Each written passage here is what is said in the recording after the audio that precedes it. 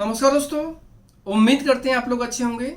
दोस्तों, सिंगापुर के लिए स्टडी प्रोग्राम अभी जो चल रहा है ना, एक प्रकार से देखा जाए तो मैंने पहले भी वीडियो के माध्यम से बताया था कि रिजल्ट अभी बहुत शानदार है, बहुत ही अच्छा रिजल्ट है। अगर हम अभी स्टेप्स लेते हैं, डिसीजंस लेते हैं तो बहुत ही अच्छा रहेगा, क्योंकि ये जो टाइम आने वाला है नवंबर, दिसंबर, जनवरी, फरवरी का, ये बहुत ही शानदार टाइम होता है। वहां पर टूरिज्म बहुत ज़्यादा हो जाता है, बाहर से लोग, बहुत सारे लोग घूमने फिरने आते हैं, क्योंकि ये टाइम ऐसा ही होता है। दिवाली के बाद में इंडियंस लोग छुट्टी मनाने जाते हैं, फिर क्रिसमस के दौरान पर बाकी वर्ल्ड के सभी लोग आते हैं, जनवरी में चाइनीज और ये पूरा एशियन पार्ट के लोग घूमने फिरने आते हैं। तो कुल मिलाकर ये 3-4 महीने बहुत ही ज़्यादा इंपॉर्टेंट होते हैं। जब लोग आते हैं तो ऑब्वियसली यहाँ पर जॉब्स की अपॉर्चुनिटी बढ़ जाती है, और यही वो टाइम होता है जब स्टूडेंट पार्ट टाइम जॉब्स के माध्यम से अच्छी खासी इनकम कर सकते हैं। हर जगह एक सीजन होता है, हर जगह एक ये पॉइंट होता है कि वहाँ पर किसी भी चीज़ का वॉल्यूम, बिजनेस कब बढ़ने वाला है। तो वो वॉल्यूम अगर देखेंगे ना, तो सिंगापुर में अब इस टाइम पर रहता है नवंबर, दिसंबर, जनवरी, फरवरी, इस पीरियड में वहाँ पर टूरिज्म बहुत ज़्यादा होता है। आप अगर होटल के जो रूम का भी टैरिफ चेक करेंगे तो शायद आपको दिखेगा कि वहाँ पर इस टाइम पर बहुत ज़्यादा महंगा पड़ता है, क्योंकि लोग ज़्यादा आते हैं, लोग ज़्यादा आएंगे तो ऑब्वियसली महंगा पड़ेगा। अगर कम लोग आएंगे तो फिर सस्ता पड़ता है, लेकिन यहाँ पर बहुत लोग आते हैं घूमने। जब काफ़ी लोग आते हैं तो ऑब्वियसली चीज़ें महंगी होती हैं, आपको यहीं से पता चल जाएगा। टिकट फेयर में ज़्यादा डिफरेंस नहीं आएगा, होटल बुकिंग में आपको डेफिनेटली पता चल जाएगा। तो ये जो पीरियड है, इस टाइम पर बहुत सारे लोग बाहर से घूमने आते हैं, दिवाली के बाद हो या फिर दिसंबर हो, जनवरी हो। सो अल्टीमेटली पॉइंट ये है कि जो स्टूडेंट जाते हैं उनको पार्ट टाइम जॉब्स मिलती है। पार्ट टाइम जॉब्स के ऊपर मैंने आपको पहले भी बताया कि part time jobs generally evening hours के लिए होती है। इवनिंग आवर्स में क्या होता है, जैसे रेस्टोरेंट है या होटल्स हैं, वहाँ पर जो टूरिज्म होता है, मैक्सिमम लोग डिनर के लिए ज़्यादा प्रेफर करते हैं। मैक्सिमम लोग मतलब कि शायद जितने लोग जाते हैं उसमें से 90 से 95% लोग बाहर ही खाना खाते हैं, मतलब प्लान करके खाते हैं। कुछ लोग ऐसे होते हैं जो कहीं घूमने गए, रास्ते में कुछ मिल गया टेम्प्रेरी, या कुछ घर से भी लेके जाते हैं। जैसे मैं भी जाता हूँ तो वेज आइटम हर जगह इजीली नहीं मिलते, तो जैसे मान लीजिए बिस्किट, नमकीन, थेपला, ये सब रख लेते हैं। बट पॉइंट ये है कि डिनर के लिए लगभग हर व्यक्ति प्लान करता है, चलो आज हम यहाँ करेंगे, कल वहाँ करेंगे, आसपास के लोकेशंस में।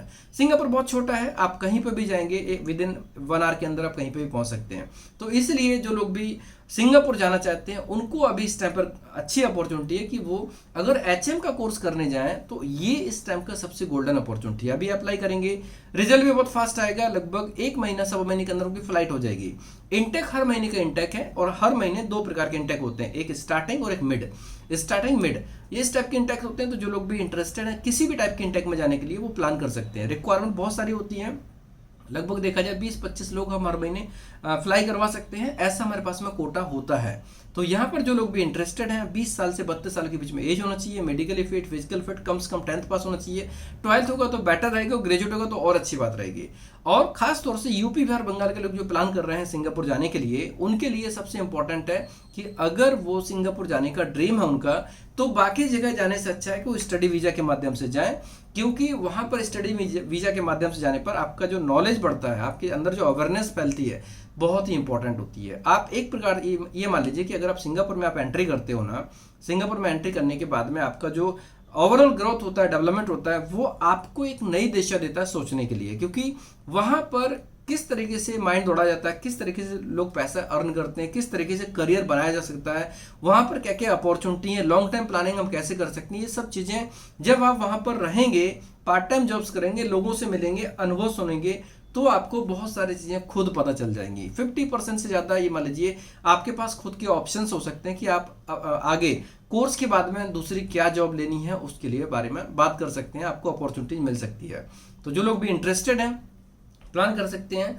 बहुत सारे कोर्सेस हैं, आपकी रिक्वायरमेंट, आपकी एलिजिबिलिटी के हिसाब से कोर्स आपको मिल जाएगा। जो लोग भी इंटरेस्टेड हैं टीम को कॉन्टेक्ट करें। दोस्तों, इंटेक हर महीने का है, और अभी चूंकि मैं बहुत लंबे टाइम से सिंगापुर नहीं जा पाया, मैं लास्ट में गया था, शायद मार्च अप्रैल में गया था।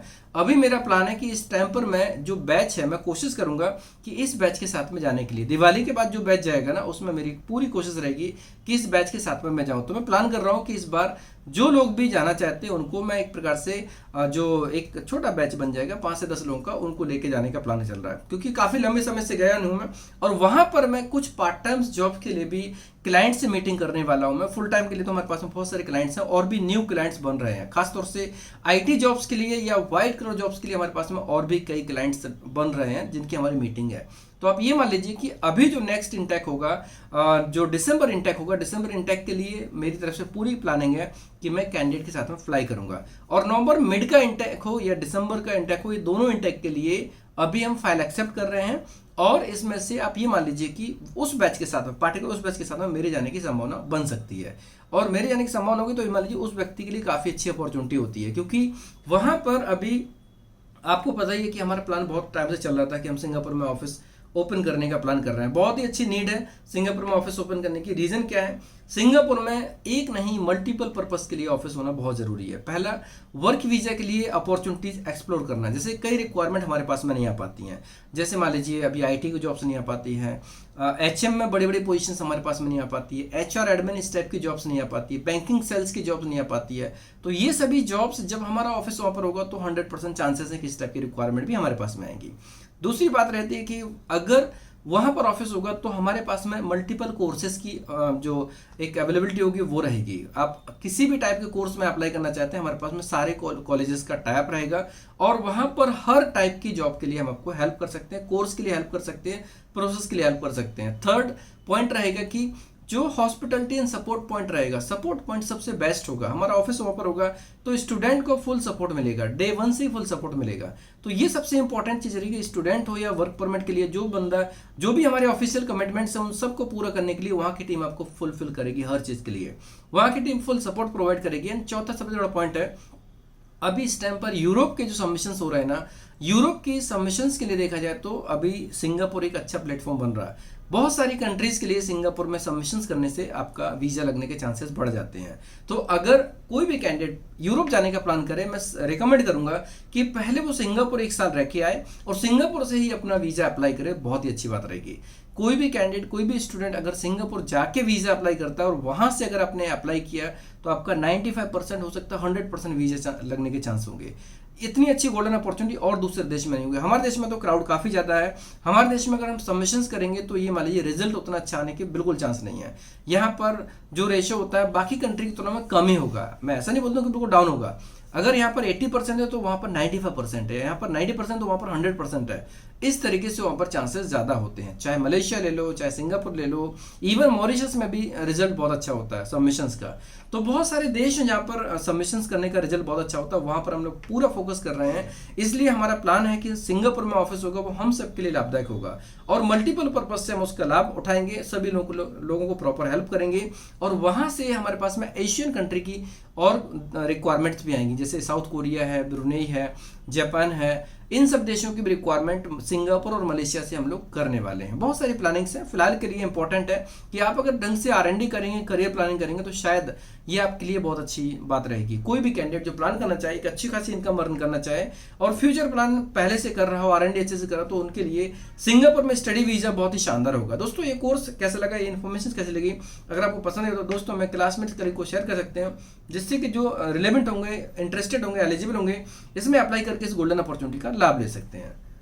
धन्यवाद।